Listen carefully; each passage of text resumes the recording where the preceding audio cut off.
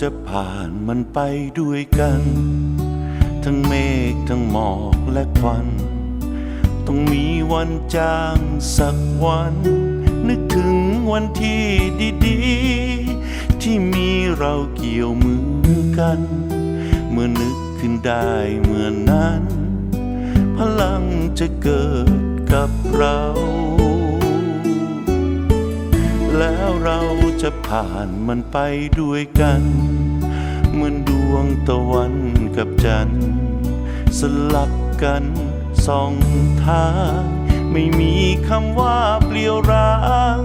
ไม่มีคำว่าจืดจางมืดหรือสว่างทางนี้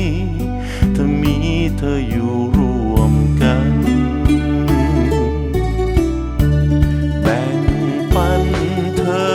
ฉันรับรู้คืนวันหนาวร้อนผ่อนผันถึงจะอ่อนล้ากี่หยดน้ำตามีแปรเปลี่ยนฝันหนทางจะยากนานอุปสรรคหลากพันล้านแค่เรามีใจฝันแล้วเราจะผ่านมันไปนะแล้วเราจะผ่านมันไปด้วยกัน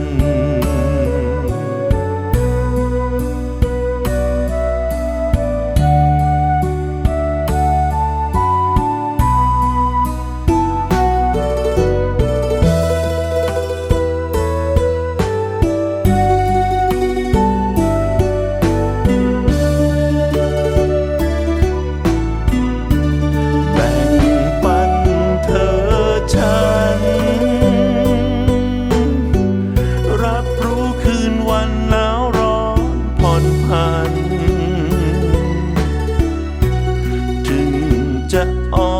นล้ากี่หยดน้ำตามีแปรเปลี่ยนฝันหนทางจะยากนานอุปสรรคหลากพันล้านแค่เรามีใจฝันแล้วเราจะผ่านมันไปนะแล้วเราจะผ่านมันไปด้วยกัน